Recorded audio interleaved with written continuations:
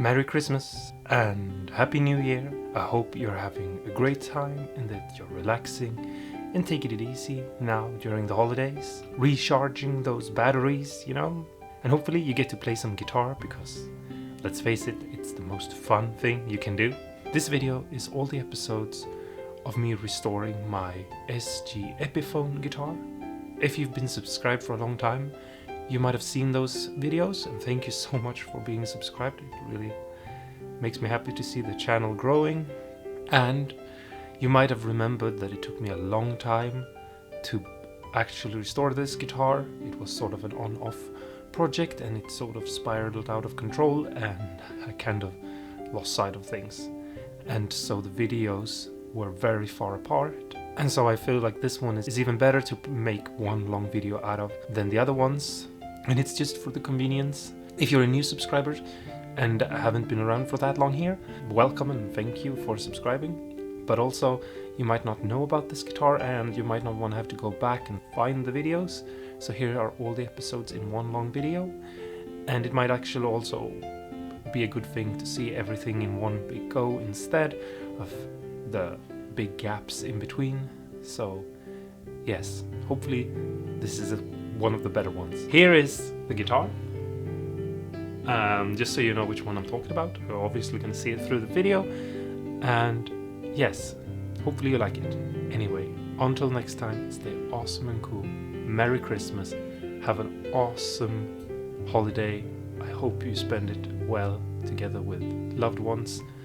And I'll see you in the new year, hopefully. So, yes.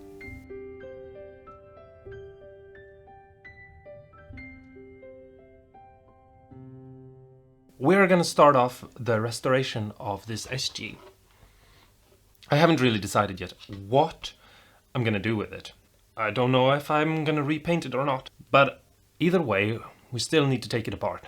Because if we're gonna repaint it, we need to take all the lacquer off. And if we're gonna fix the lacquer, we need to polish it and do all that kind of job. We're gonna cut the strings and remove all the screws and then take out all the parts and the tuners and everything. So that's gonna be the first thing we do, and probably all we do in this video. So let's get started.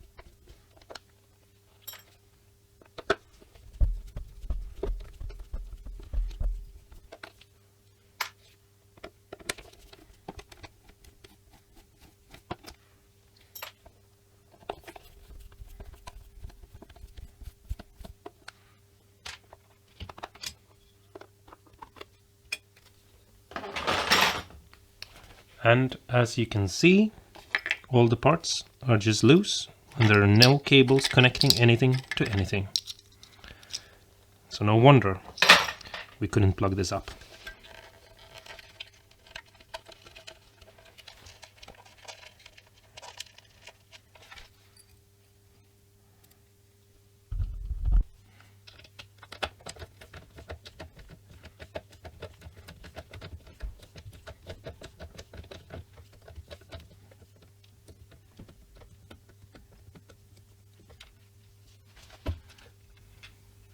This guitar only had one strap button, so we don't need to remove another one.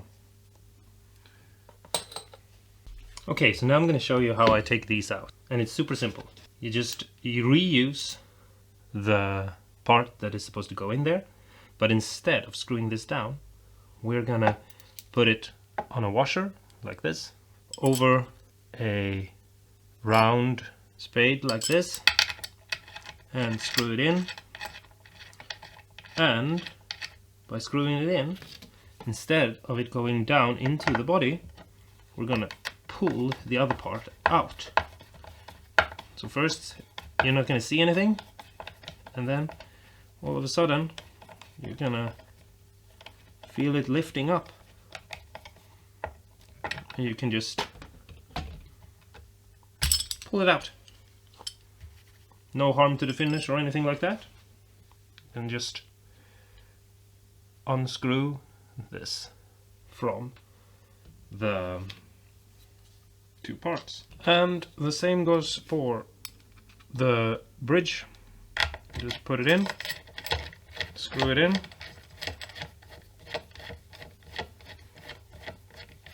and then you will slowly lift it up.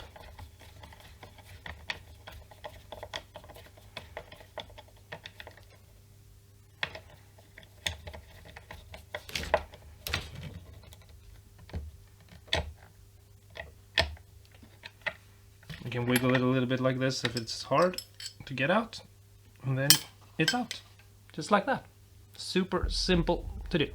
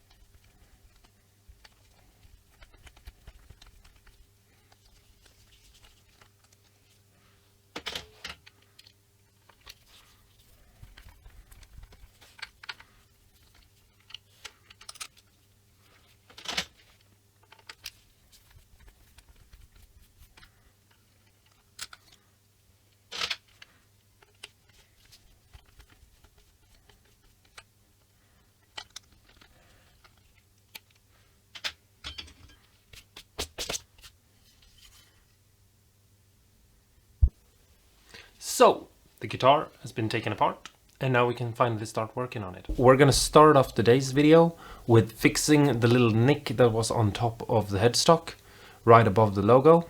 I know that this might not be very interesting or fun, but this is a very good thing to know how to do.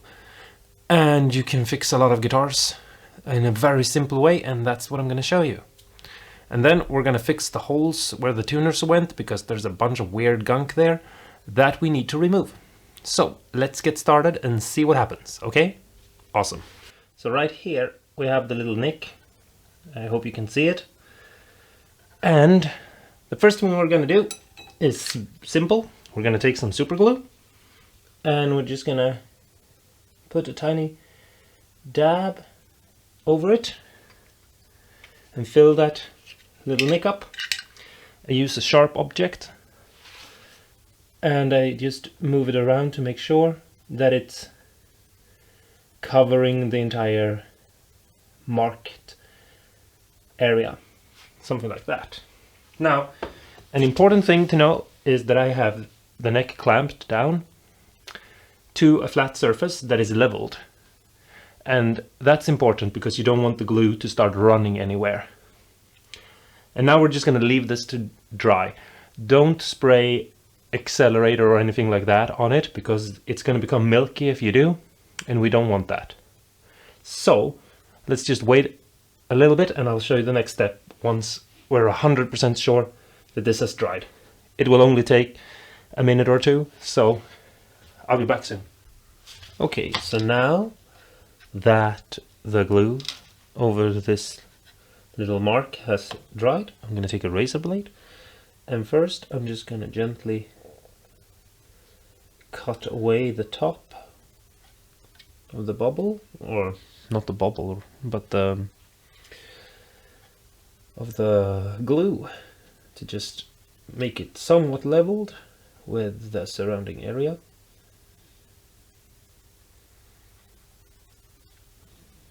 Something like that, maybe.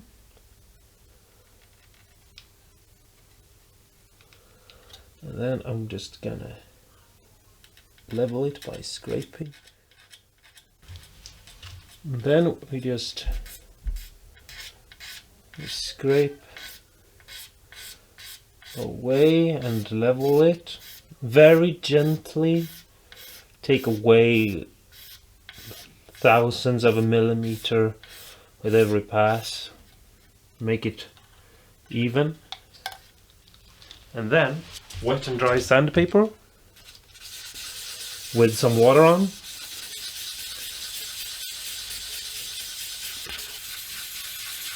And just smooth out this place and make it nice and even.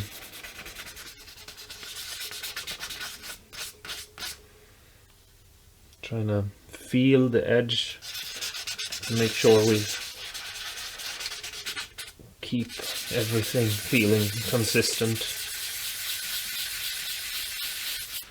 Something like that. I'm just gonna continue to move around in random directions for a little bit, and I'll be back in a couple of seconds. Okay, so now this area is all leveled, but you maybe can't see it, but this is shiny and this is dull.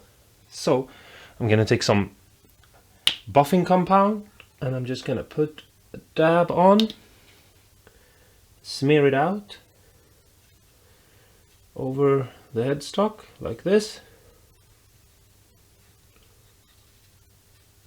and we're gonna leave it there for just a couple of seconds, maybe closer to half a minute, 30 seconds, something like that. I don't know. Okay, so now I'm just gonna take this tissue paper and I'm just gonna remove some of it because it's a little bit too much, I feel.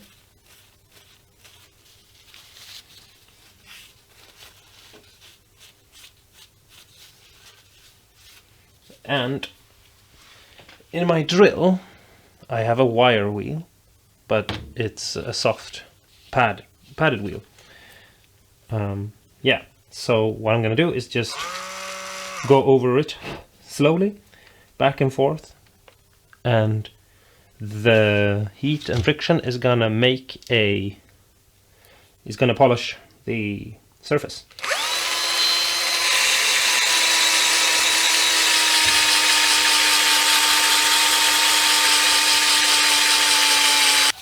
And then I'm gonna take and clean everything up and just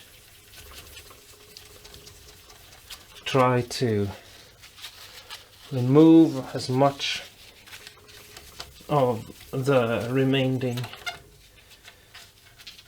grease and just clean it up. And I put some force into this movement that I do right now because that polishes it up even further.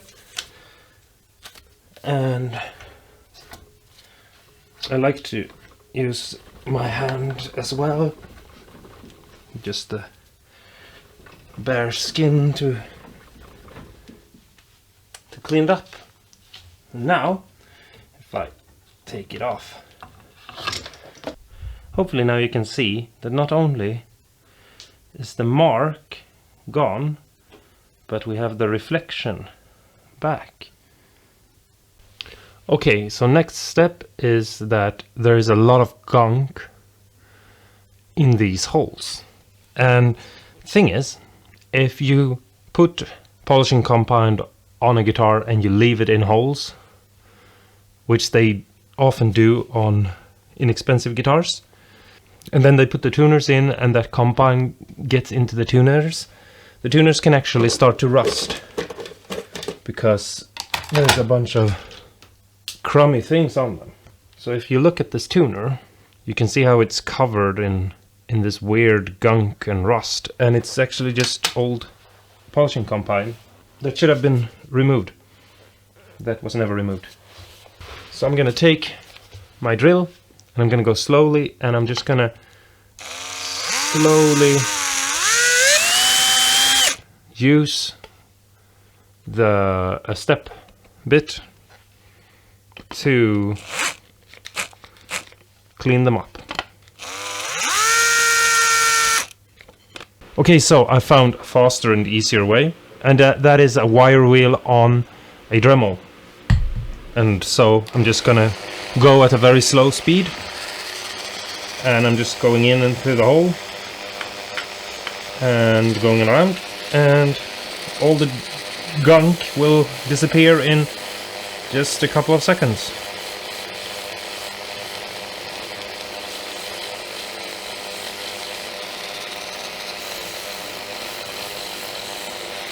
I don't know if you can see what I'm doing.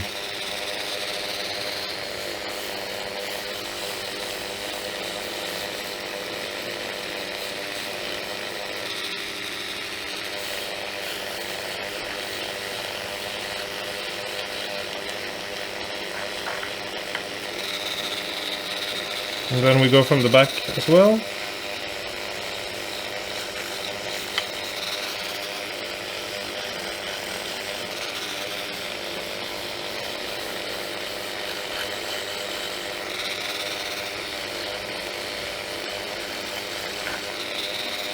Okay, so the last thing I'm gonna do in this video is I'm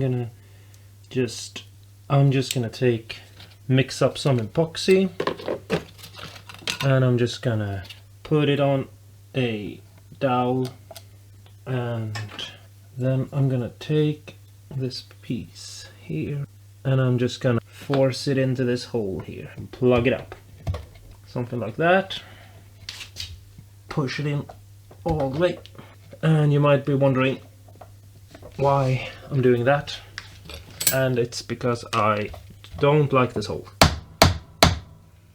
And also I am most certainly gonna remove this whole neck plate part and make it a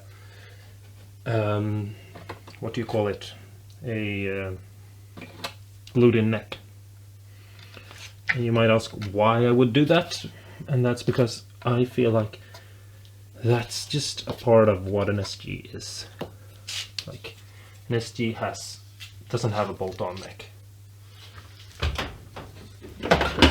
and it doesn't really matter.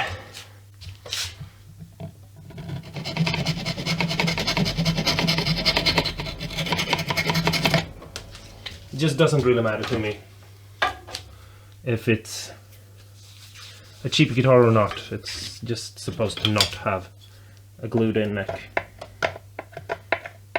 So I'm just gonna remove that, take some of the epoxy that I left and smear it over to fill in all the gaps, and then I'm just gonna leave this blob here to be absorbed by the end grain of this plug. Leave it to dry overnight and we'll come back to it tomorrow. We're gonna start off by removing the finish on the guitar body. Now, first off, I just want to make a shout out to Sean, who suggested that I should keep the guitar black and just paint the top in gold. I thought that was actually a really cool idea, but I feel like if I was going to do that, I would have to do something about the edges, because it's not that of a pronounced edge, and so it might look a little bit weird. Also, I feel like you kind of need binding on a guitar to make that work. But thanks so much, Sean, for commenting and talking to me. I appreciate it. Let's get started. All we are gonna need to do this is a heat gun and a razor blade. So I'm gonna start off on this side here, just to try to break up the paint so that I can start chipping it away. And hopefully it's gonna be just as satisfying to you watching this as it's gonna be for me to do this, because removing lacquer is the most satisfying part of building guitars. So first off, heat gun. And I'm just starting to scrape where I just warmed to feel if I heated it enough, and I did not do that. We're not trying to create any fumes or burns or anything. We're just trying to warm it up enough that it's soft and easy to remove.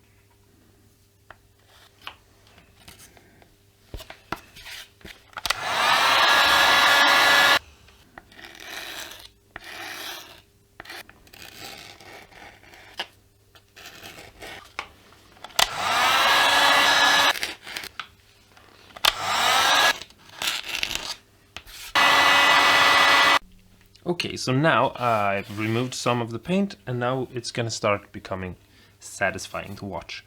But first, just to show you how important it is to use a heat gun, look how hard it is to break away. You're gonna sit here forever if you just go in with like a knife and try to like chip it away. So we gotta have a heat gun and soften it up, and then we can remove it quickly.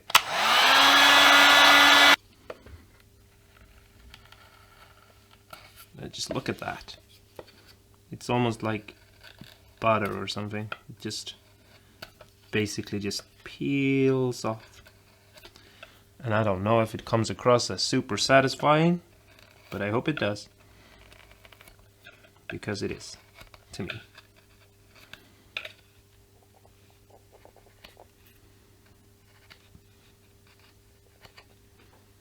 Don't worry about all these marks. We're gonna take some sandpaper and sand the guitar later.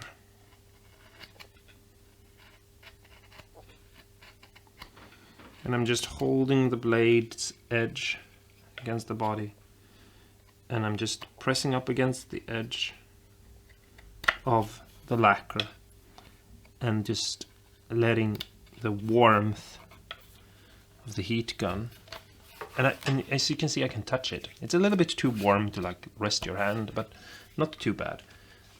So I'm not trying to heat it up so much that it is burning or anything. I'm just making it soft.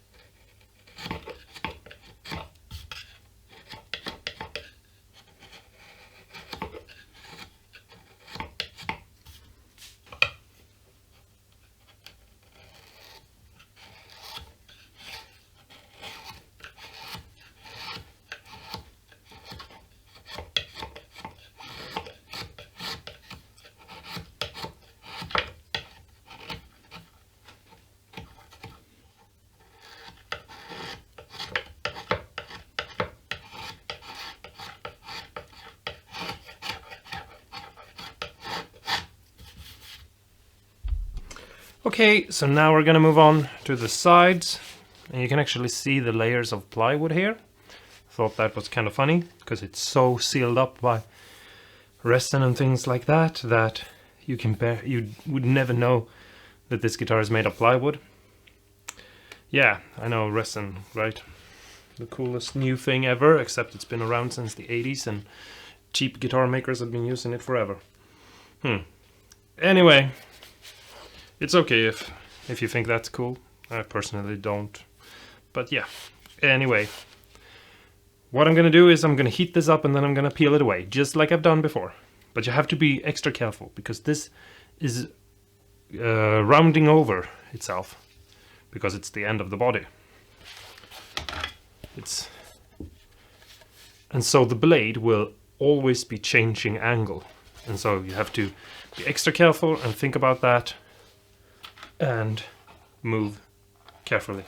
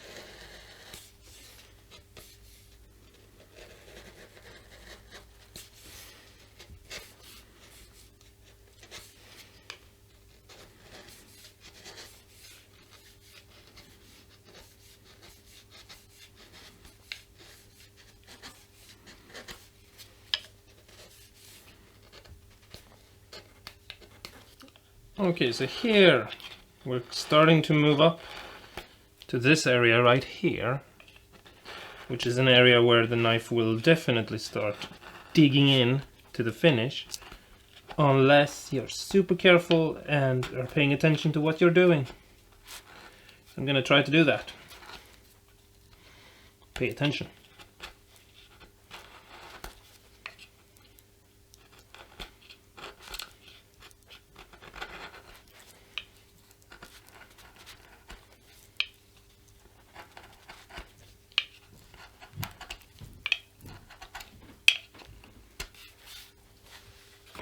And as always, reheat. And cut away.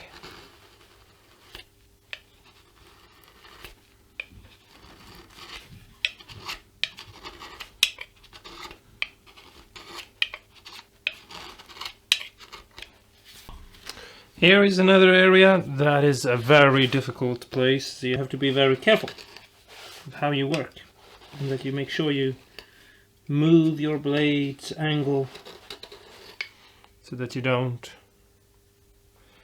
dig into it and mess it up. Obviously, I'm gonna sand this because there's a little bit too many of these marks and stuff like that. Only a light sanding though.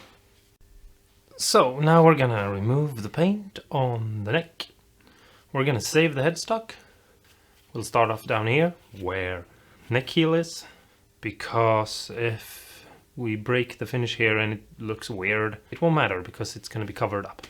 So let's do that.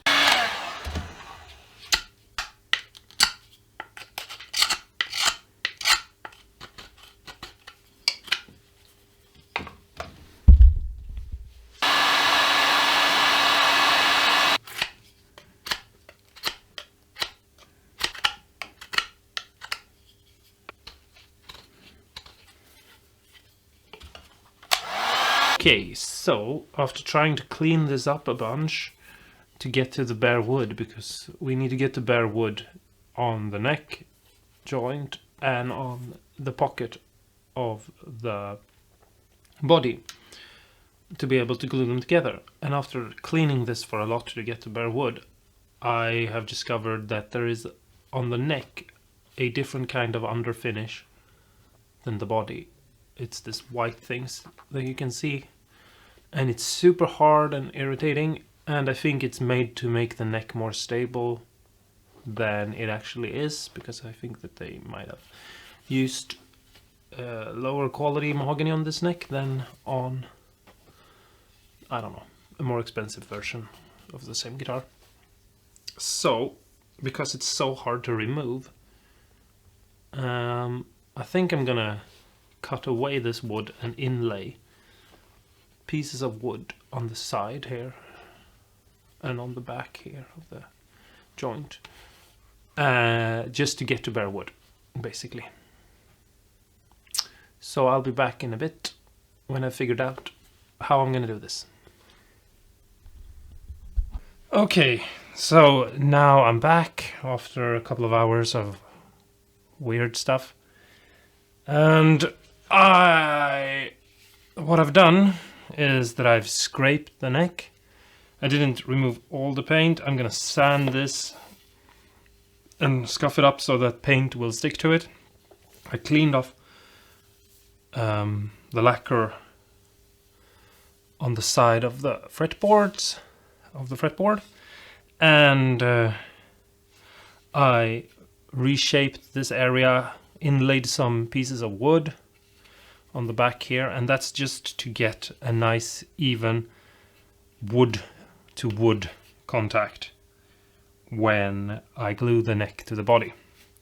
I've done the same thing to the body.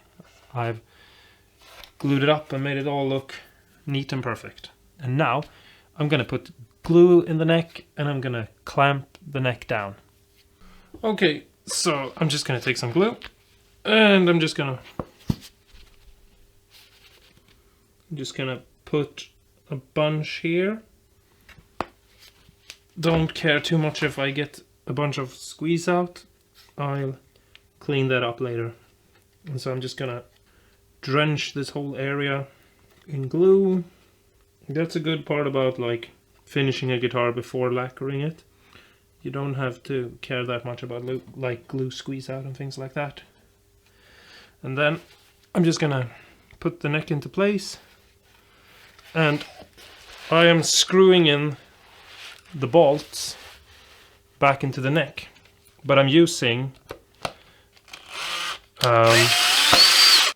tiny washers instead of the back plate. And I'm gonna show you why in the next video. So, something like that. Just remove the squeeze out. Now we're gonna leave the neck to dry, and I'm gonna go and sand the entire guitar except for obviously the fretboard and the headstock, because we're keeping it the way it is, so we don't need to sand it, at least not now. Last we left off, I glued in the neck. I used the bolts to attach it back to the body. Well, now it's been left to dry, and we're going to continue with the next step, which is we are going to pull these bolts out. We're going to replace them with wooden plugs. These are made out of ash, the ones that I have right here, that are the ones that I use for guitar building. If you ever need to plug anything up, try to find wooden plugs of a similar hardwood, or any hardwood really, because sometimes you're working with, for example, plywood, which is what I'm working with right here. This body is made out of a bunch of plywood, and if you are able to, you can cut your own plugs of the same wood and with similar grain patterns, and you can totally make holes disappear. But that's, you know, mostly important if you have a clear finish. Anyway, now I'm going to show you how I drill out these holes to make them bigger so that those wooden plugs will fit, and why I use these metal washers. I said in the last video that I was going to show you why I used the metal washers and not just use the back plate like the guitar came. And yeah, let's get going. Okay, so let's start plugging this hole right here. First off, we just pull the screw out, and we can put this to the side. Next, I'm going to use this drill bit to drill out the hole and to drill out into the neck. I've put a piece of tape so that it only goes halfway into the neck because I really don't want to drill into the fretboard and ruin things. And so I'm just going to drill this out real quick. Okay, so now I've drilled this hole out. I'm leaving the rest of them to keep everything aligned, clamped together and in the perfect place. And because I didn't use the back plate, I didn't have to fiddle around. I just kept these in place, and now I'm going to plug this hole. I hope that makes sense. If it doesn't, please just ask questions in the comments below, and I'll talk to you guys. I have been thinking that maybe I should ask you guys a little bit more to subscribe. Not because I want to make you feel like you have to or anything like that, but because it would be a really good thing if I had enough subscribers that I could make posts. Because then I could, you know, I could say, hey, this weekend I'm starting to film a build, and the first thing I'm going to do is I'm going to remove the lacquer. Give me all the questions you would like for me to answer in that video. And I would be able to make videos where I actually answered your questions before I asked you to ask the questions in the video. I don't know if any of that made any sense, but yeah. So if you're watching this and you're not subscribed, it would help me out if you wanted to. Or I mean, if you could subscribe and help me make better videos. So now I'm just going to tap this in, and you listen for a hollow sound and then a stumpy sound. I hope I will be able to pick it up, because that's how you know that you've put it all the way down. And because I have these still drilled in, I don't have to be overly worried, I suppose is the word, that I might hit this so hard that the neck falls off or anything, because it's actually still held in place. And still be careful, don't put like all your force into these bangs. We're not trying to nail down a roof or anything, we're building a guitar.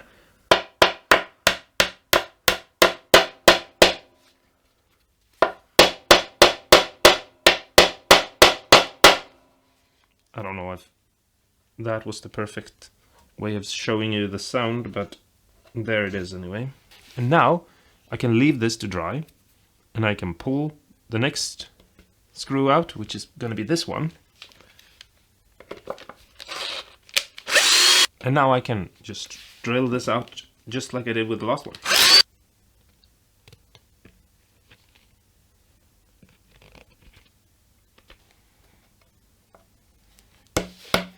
Okay, so now the neck has been plugged up, everything is hard and is exactly the way it's supposed to be. This neck is super solid to the body. And all I'm gonna do is leave the glue to dry, and then I'm gonna cut these down. I'm not leaving the glue to dry completely before I do that because it's unnecessary. We're not yet in a state where we're gonna put any strain on this neck, so we don't have to be crazy about those things. But I'm gonna let it dry for a little bit. And so I'll be back in a couple of seconds. No, I will be back now.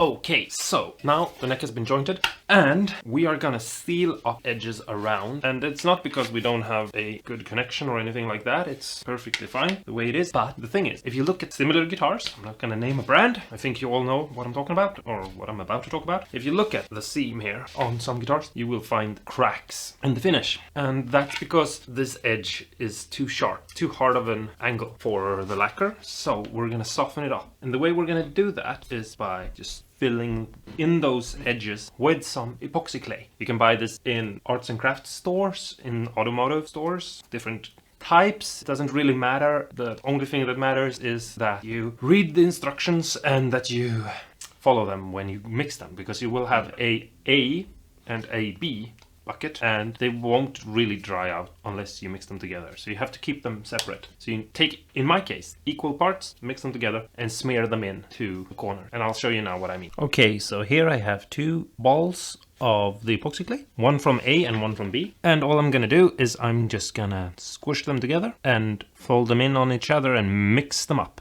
into one ball. And since one is a darker and the other one is a lighter, I'll just see very clearly if they have been mixed well, because I can see both colors. And you want them to be so well mixed together that you can't tell the colors apart.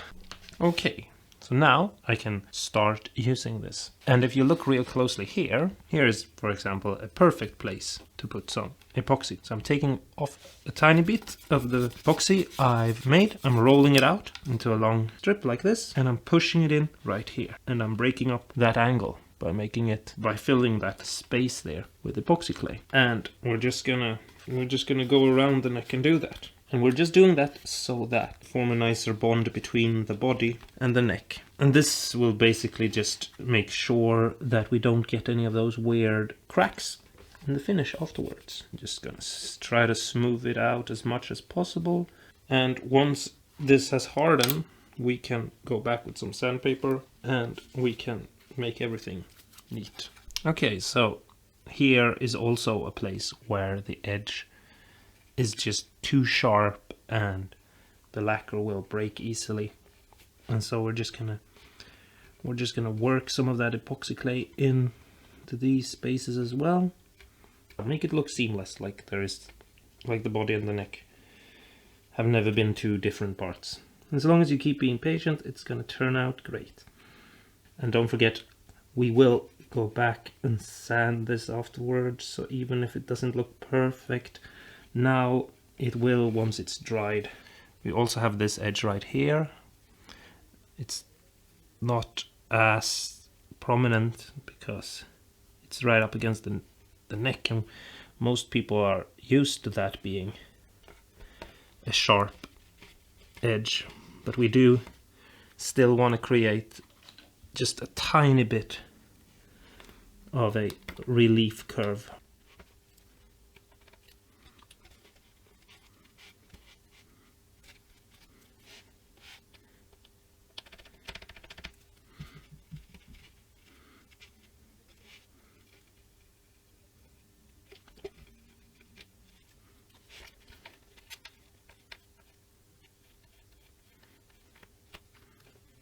Okay, so there it is right now. That's the way it looks. And it's a nice, even edge. It will need to dry now, and then I can smooth it out even more and really create like just a tiny little bit of a curve so that the lacquer don't get in there and, you know, break apart. We're going to start off by putting masking tape all over the fretboard and the headstock because we don't want paint there. So you can see I've sanded the guitar. It looks horrendous at the moment. And yeah, let's get to it. Here's the neck, and we're just going to take some paper like this, and we're just going to put it down the fretboard like this, and just make sure that what we cover is the actual rosewood.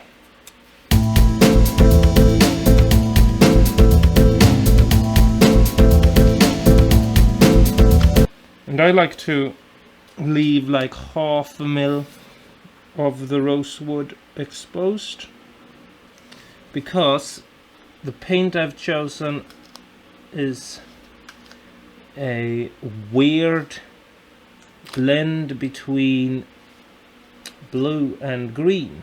And so if I put this tape on and it gets exactly on the line, there might be just a little bit of the lighter wood seeing through. So I'd rather have the fretboard be colored a tiny bit than you seeing some weird over taping take place, and which you never will anyway because it's solid colors. And then we just do the same thing on this side. Tape it down.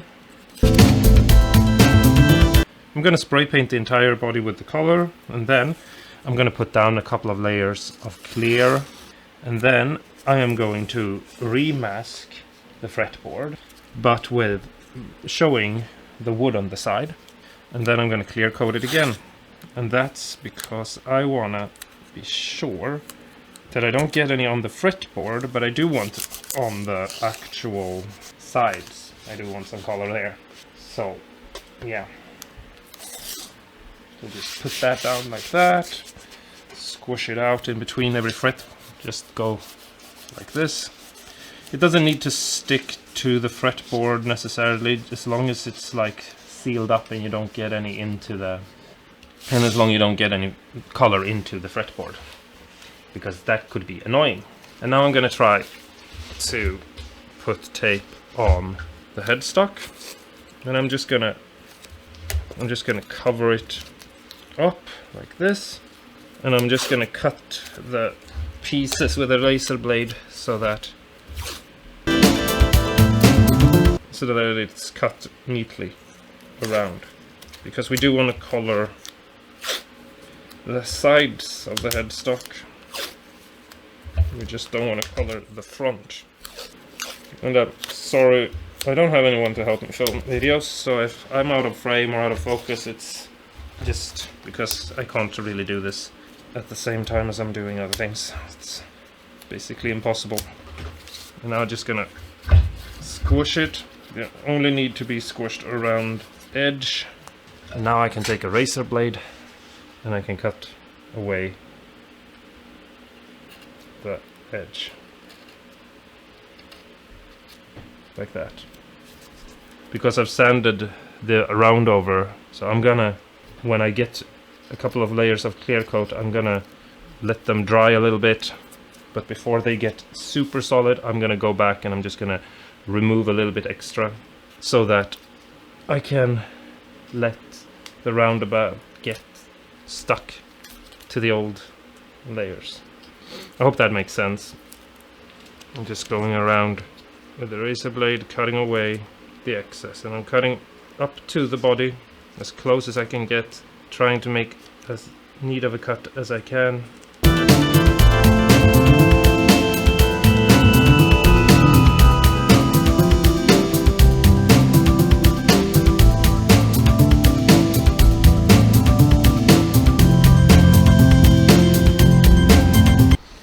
Okay, so now I'm going to paint the guitar, and I'm going to start off with the headstock and just go lightly over here.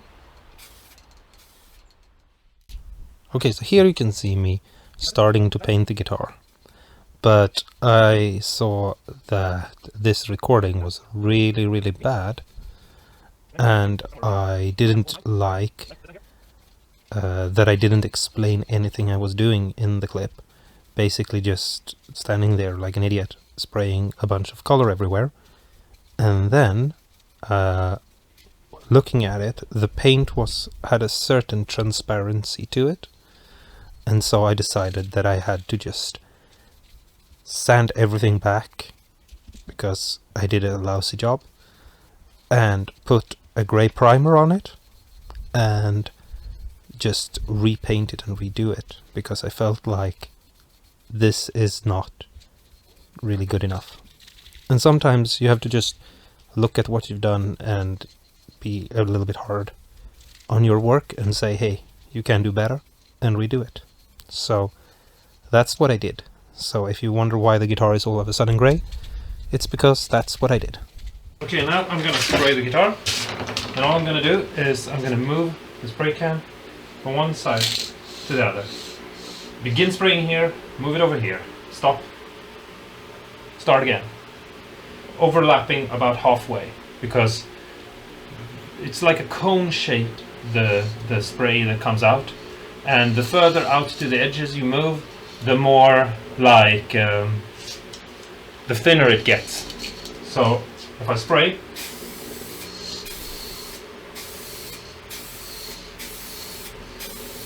you can see there it's much thicker than on the others.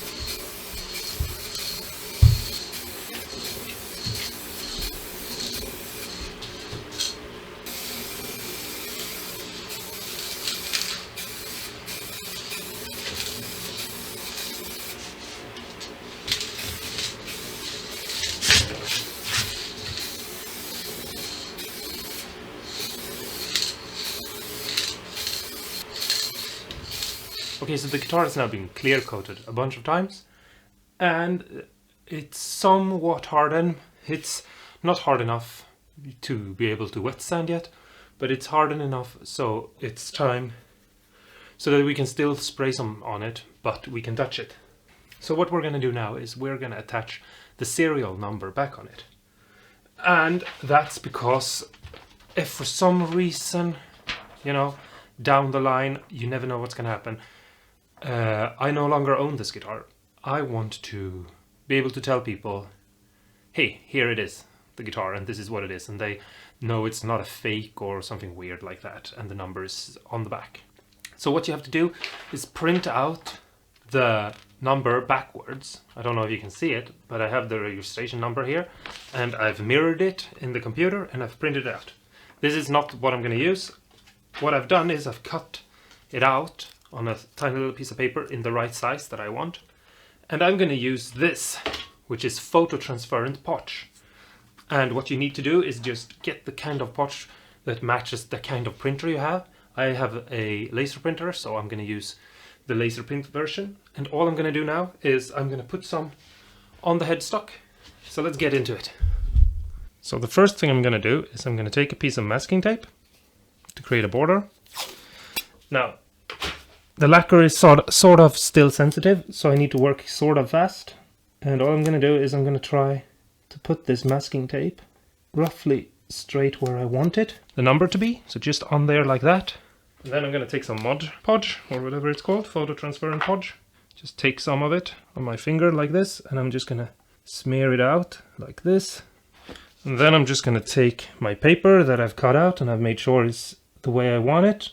If you cut it straight and make sure everything aligns, you can put it down and then just smear everything out like this. Remove this tape before it gets stuck on there too much. Remove the excess. Pull it out to the side like this. And you have to follow the instructions that are on the package. I have a little flurp here, or whatever you want to call it, so that I can easily pull this off once it's done. But now it's on there. And you just smear it out, make sure it's evenly pushed out in all directions with your fingers like this, so you don't have any air bubbles or anything like that. And then I'm just going to take hair dryer. Do not use your air heat gun, because you're going to destroy the entire guitar. And I'm just going to go over this area like this for 10 minutes. So I'll be back in 10 minutes and you will see what happens.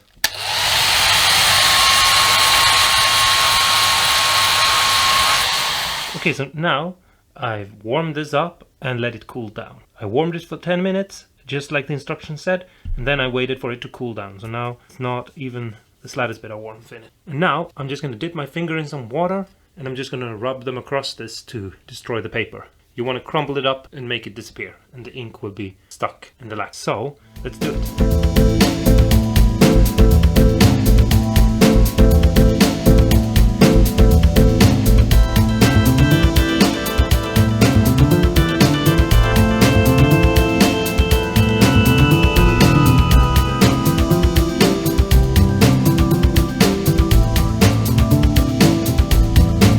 Okay, and now I'm just gonna take some sandpaper. I'm using Wet and Dry 12,000 grit, and I'm just gonna try to sort of mush up the edge where you can see around, just to try to blend the edges out a little bit. And don't forget, I am going to keep on clear coating, so if it looks a little bit dull, it's because the lacquer is one way and the finish after this paper transfer thing is another way. So don't worry, as long as you do this blending, it will sort of turn out all right, I think. And I'm just sanding the very edge. I'm not trying to like mess up the entire headstock or anything. So something like that maybe. You can see it more on the camera because of the dull spots. This whole thing is dull, but I think that as soon as I put another clear coat on, I think it's gonna disappear almost entirely. Something like that. And now I'm just gonna keep on clear coating this guitar. Thanks so much for watching. I hope you enjoy the videos. Let me know in the comments below what you think. I am gonna go and clear coat this guitar a bunch of times, and I'll see you in the next video, okay? We're gonna take care of the electronics in the next video because the guitar needs to hang for a couple of weeks and dry, and so I need to just get the clear coats on and then leave it before we fix the lacquer after it's dried properly. Okay, so here is the electronics that are going in to the guitar. And I'm first going to explain a little bit of how you wire an SG, more standard, so that you sort of understand this craziness a little bit more. So first off, here's the switch. And it has basically 4 connections. You have a connection over here, and that's where you would connect the ground wire. And that's the case both in this wiring here and in standard SG wiring. Then you have 3 connections over here.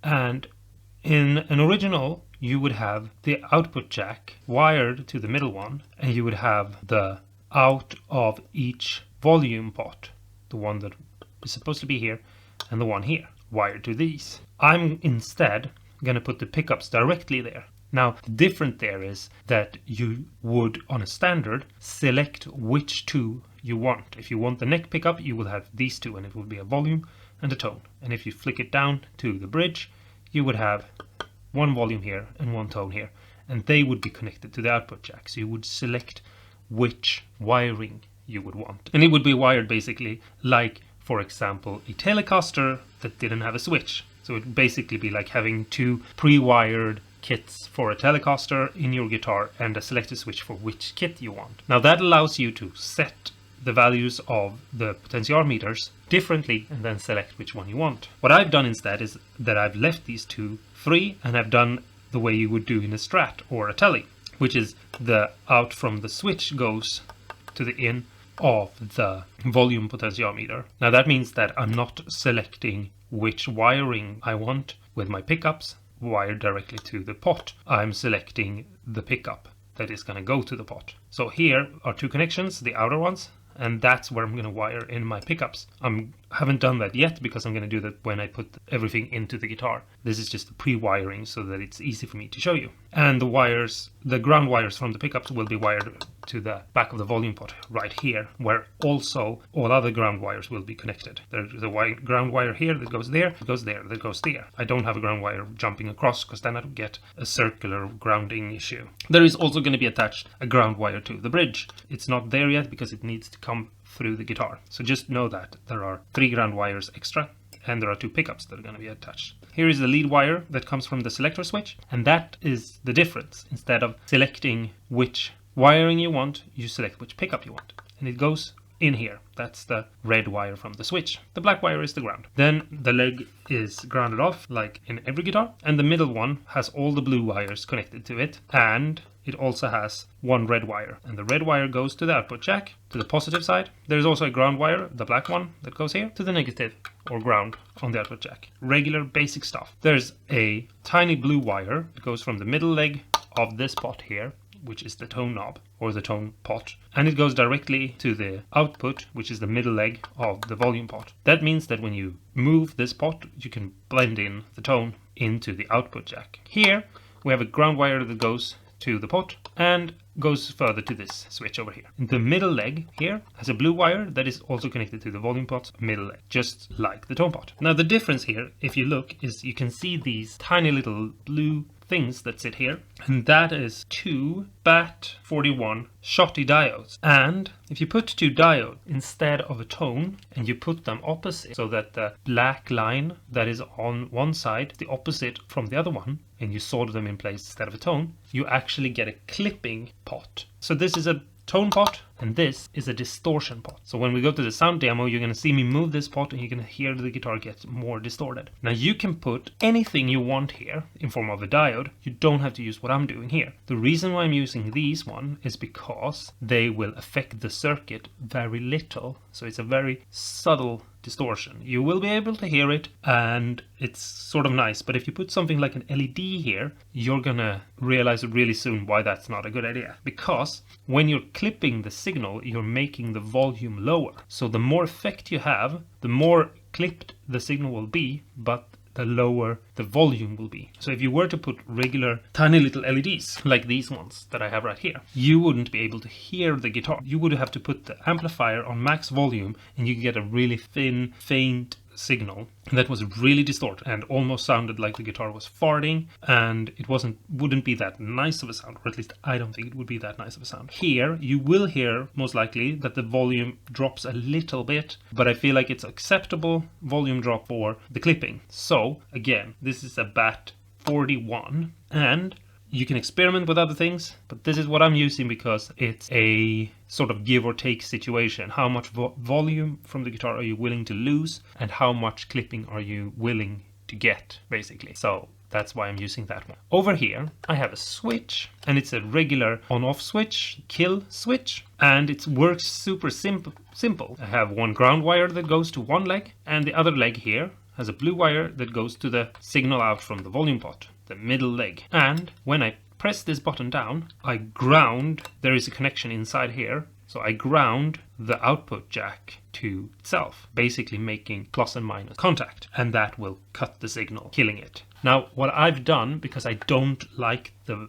way it looks when you have a kill switch instead of a tone or volume pot, is I've taken my switch and I've drilled a hole in it, which I hope you can see that I've done, and I've pressed in a tone pot, or I mean a pot head. So I basically took the pot apart and I took out the little head of it that you use to turn it, and I put it on, so that I later, when I've put the guitar together, can take my control knob and press it on. Now that means that I will have one control knob that you can't move, but it will look nice and you can press it as a kill switch. And it's just because I think it would look nicer. I used an old tiny little pot, one of those small ones that you get in an inexpensive beginner guitar, and it was basically something that I wasn't going to use again, so I did this. So when I put this together, going to be the next thing I show you, I will have one control for the volume and one for tone, one for distortion, and one for kill switch,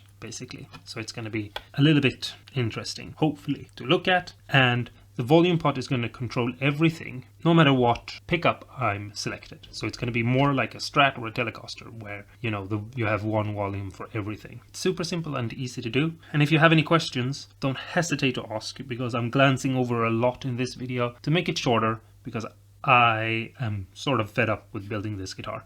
Now I'm going to show you some close-up of this, so that if you want to remake this and you want to look at closer pictures than this, you can do so. And hopefully it will be all good and helpful. And yeah, you can just talk to me in the comments below if something is.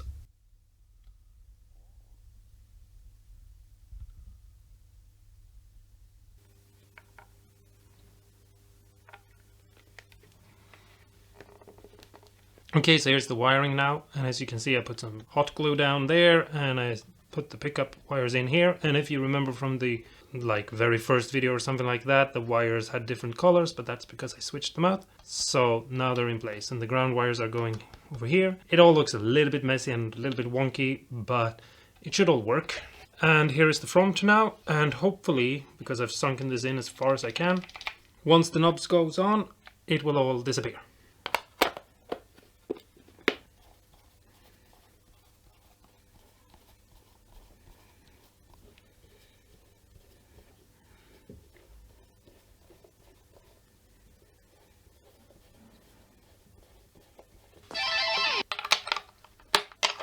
Okay, so here's the guitar right now. It's all put together. Everything is where it's supposed to go. And now I'm just going to put some strings on it. Do a little bit of setup, making sure the strings high is correct and nothing is buzzing. Do a little bit of intonation, But anyway, now I'm just going to jump into a sound clip. I'm going to explain the controls again and play it so that you can hear it. And hopefully you will like it. Now, I know that I bust through this video with the setup and everything and made it very quickly. And it's just because I've built a couple of guitars lately, like the Telecaster. I then also built a Jimi Hendrix Stratocaster, and then I built that yellow Stratocaster that I just did. And so I feel like there is a lot of information that I've been putting out lately about guitar building. I mean, there's the stop motion bass as well, if not teaches you anything. But anyway, so yeah, this is maybe quickly going through all the parts being put back together together, but I mean, if you saw the videos of me taking the things off, it's basically the same thing in reverse, so hopefully you're okay with that. Anyway, I'm gonna put strings on it and we're gonna go play it, okay? If you like the video, don't forget to subscribe. That helps me out and lets me know that you appreciate the work I put into these videos. And also, if you think this guitar looks nice, it